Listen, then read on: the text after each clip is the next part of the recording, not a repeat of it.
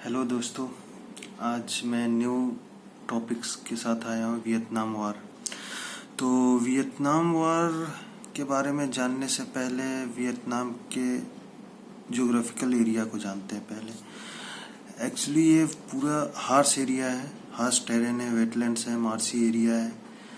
तो इसका बेनिफिट कैसे उनको वार में हुआ ये सब मैं आगे बताऊंगा। फिलहाल इसका हिस्ट्री जानते हैं। ये तो मैं ज्योग्राफिकल बता दिया, अब हिस्ट्री जानते हैं। हिस्ट्री में ये इनका था 60 से लेकर 1941 तक ये फ्रेंच कॉलोनी थे।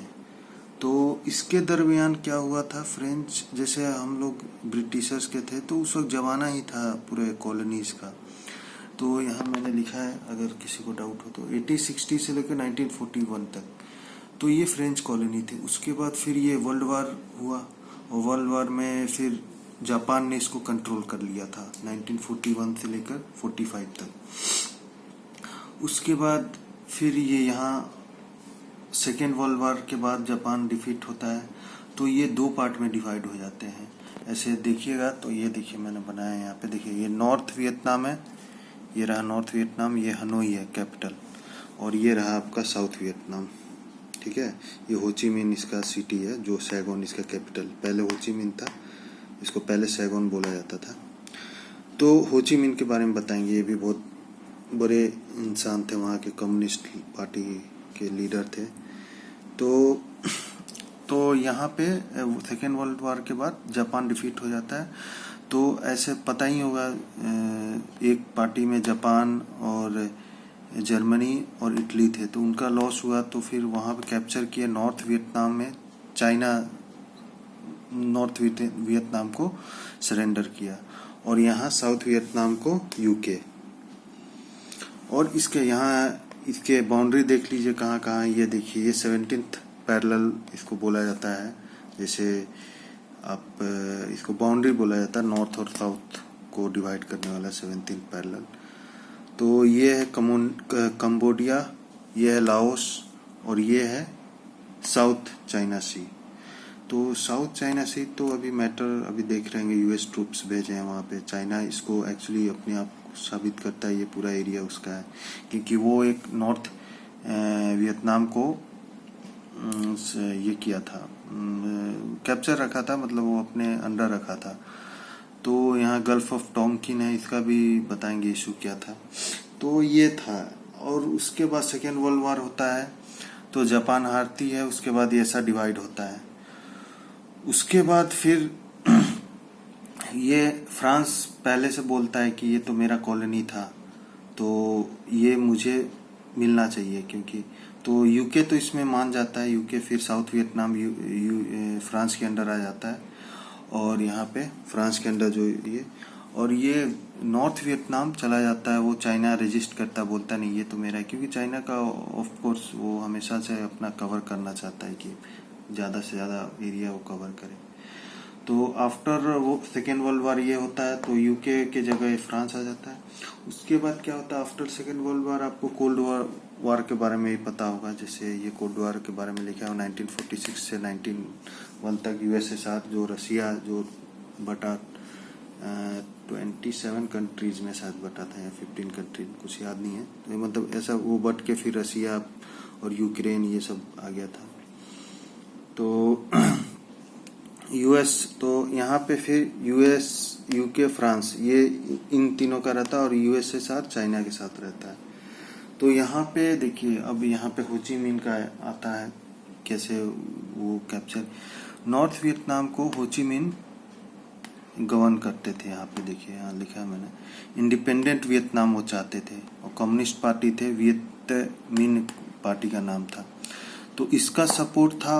अब कम्युनिस्ट भाई कम्युनिस्ट का, तो उस वक्त कम्युनिस्ट का सबसे बड़ा था रशिया। वहाँ वो लेनिन और ये स्टालिन ये सब थे। लेनिन नहीं, सॉरी, स्टालिन आए थे उस वक्त सेकेंड वर्ल्ड वार के वक्त। तो स्टालिन ने इनको बहुत सपोर्ट किया। फिर उसके पहले फिर वहाँ पे माओ जेडोंग थे चाइना के। यहाँ देखिए, यहाँ यहीं आसपास यहीं पे चाइना है। तो चाइना तो पहले से सरेंडर किया हुआ था। तो यहाँ पे जब पहले से सरेंडर किया है तो रसिया और यूएसएसआर और चाइना, ये दोनों इनको सपोर्ट किया।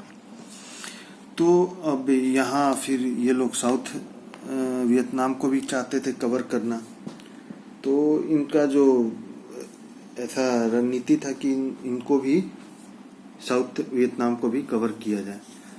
लेकिन वो फिर 1946 से 1954 तक वो नॉर्थ प्लस साउथ वियतनाम का पूरा वार होता है, और हो ची मिन रहते हैं जिनका साथ ये रहते हैं फ्रांस और यूएसएसआर और चाइना, और इधर रहते हैं यूके एंड फ्रांस।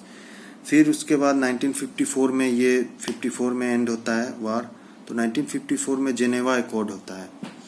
वो टेम्पररी टाइम पीरियड बाउंडेशन रहता है कि नॉर्थ और साउथ वियतनाम को अलग अलग रखने के लिए, फिलहाल के लिए, बाद में फिर यूनिफिकेशन होगा।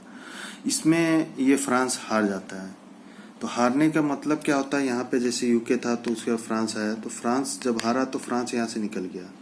तो वो निकला तो वियतनाम, लाओस, कंबोडिया सबसे निकल गया, वो पूरा एग्जिट मारा वहाँ से। तो अब पूरे कवर ये लोग करते थे, पूरे यूएसएसआर और चाइना।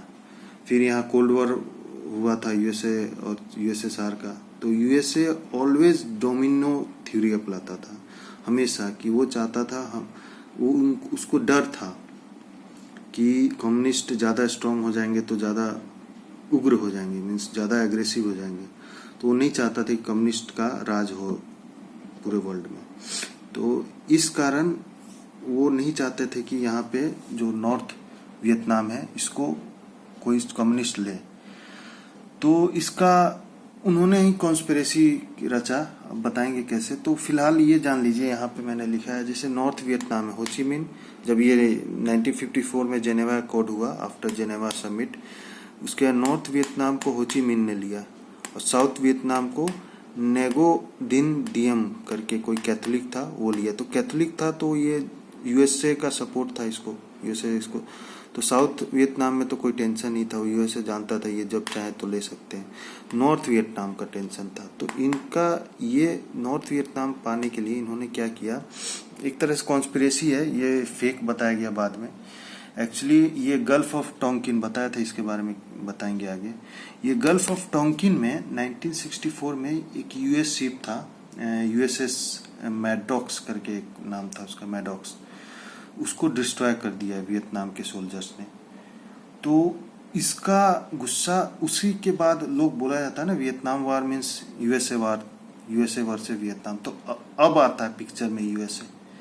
1964 में जब डिस्ट्रॉय हुआ यूएस शिप को, बाद में जाके ये मीडिया में फाइनल हुआ कि नहीं, ये खुद ही रचा हुआ एक साजिश था ताकि वो यूएस मतलब आए इस वार में। बस ये एक तरह से साजिश था कि मेरा इस शिप को डिस्ट्रॉय किया, ऐसा कुछ हुआ नहीं था। बाद में ये क्लेरिफाई हुआ। फिलहाल तो 1964 में वो शिप डिस्ट्रॉय हुआ। तो ये लोग यूएसए वहाँ पे सोल्जर्स भेजे, और वहाँ पे वो लोग 1964 और 1967 के आसपास ये लोग ऑफिशियली एंटर करते हैं वार में। नॉर्थ वियतनाम पे फुल कैप्चर करने की कोशिश करते हैं। वहाँ पे जंगलों, वहाँ क्योंकि ये लोग जो थे, हो ची मिन के बारे में बता दे रहे, ये लोग गुरिल्ला वारफेयर करते थे। वो लोग मार कर भागने वाले, गुरिल्ला वारफेयर मतलब मारो और भागो, ऐसा टाइप का वार था। यहाँ जहाँ पे आर्सेनल मीन्स, आर्सेनल मतलब जो वार का जो इक्विपमेंट सब है वो जहाँ रखा रहता तो वही जला दिया करते थे। जंगल में रहते थे, जंगल में गुरिल्ला टाइप का वारफेयर टाइप का करते थे। तो ये लोग क्या किए, यूएसए जब जानते थे कि ये हो ची मिन गुरिल्ला वारफेयर किए हैं, क्योंकि ये 1946 से 54 तक मैंने यहाँ जो लिखा है 8 साल, वो गुरिल्ला वारफेयर के वजह से ही फ्रांस को हराया था, फ्रांस और यूके को। तो वो जानते थे। तो इन्होंने क्या किया यूएसए ने कि पूरे जंगल को ही डिस्ट्रॉय कर दिया। उनका मेन, उनको यूएसए को गर्व भी था अपने एयर पावर पे। तो एयर पावर से पूरा एजेंट ऑरेंज और नैपलम करके कोई 2 केमिकल्स था जिसके वजह से पूरा जंगल को डिस्ट्रॉय कर देना। एक तो एजेंट ऑरेंज था जो पत्तियों को पूरा गायब करता था, और नैपलम था कि पूरा जंगल को ही जला देता था, तो ताकि कोई वहाँ छुप ना सके और कोई गुरिल्ला वारफेयर हो ही ना।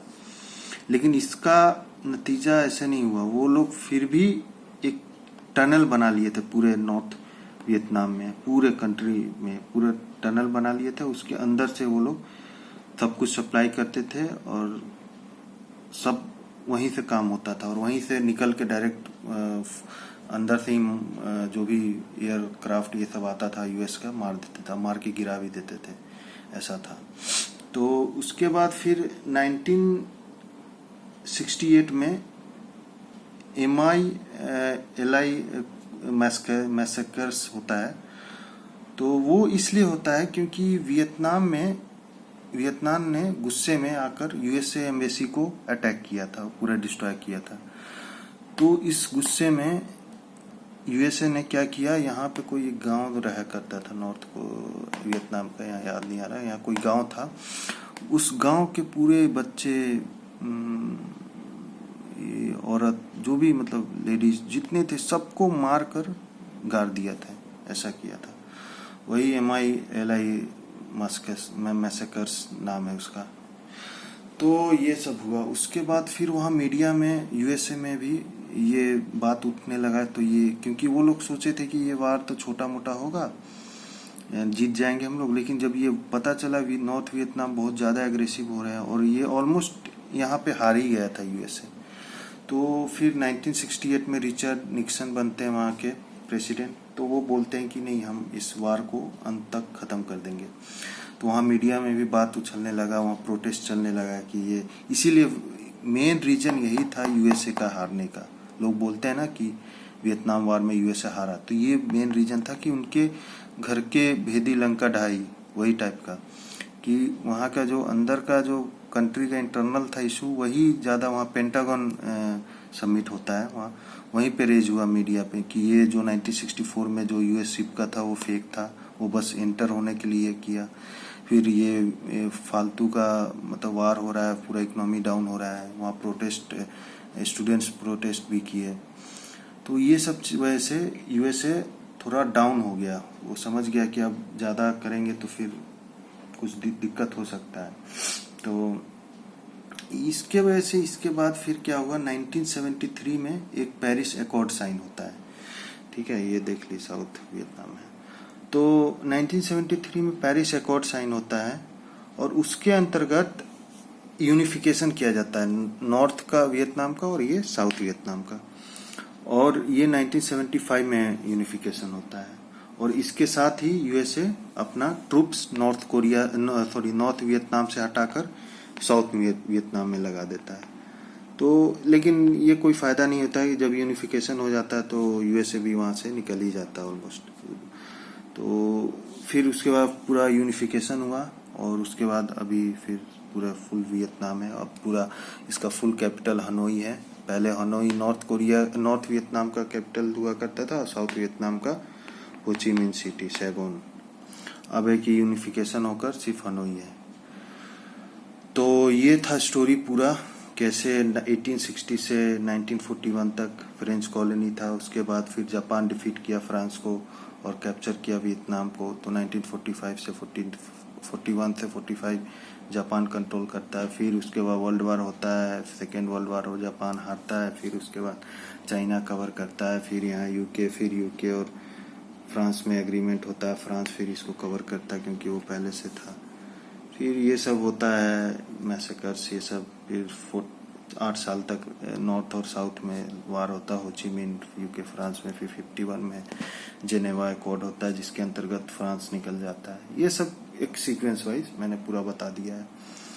तो जैसा, और हाँ, कोल्ड वार भी बहुत बड़ा इशू था इस वार को लेकर, क्योंकि एक ईगो पे ले लिए थे कि यूएसएसआर पूरा कवर किया था क्योंकि वो जीत गए थे, फ्रांस हट गया था। तो यूएस भी चाहता था कि इस वार में इंटर करके नॉर्थ वियतनाम को अपने हाथ में ले। तो ये सब था सब मैटर। अब इसके अलावा मुझे नहीं लगता इससे ज़्यादा कोई कुछ बता पाएगा, और ये 15 मिनट में इतना कुछ बता दिए तो बस, इससे ज़्यादा मुझे नहीं लगता कुछ है इसमें वियतनाम वार में। तो ये रहा आपका, थैंक यू। अगले टाइम फिर मिलेंगे। ये साउथ चाइना सी पे भी सोचे हैं वीडियो बनाए हैं, बहुत ज़्यादा इंटरवेंशंस हो रहे हैं, देखेंगे, होगा तो बनाएंगे। Okay, thank you.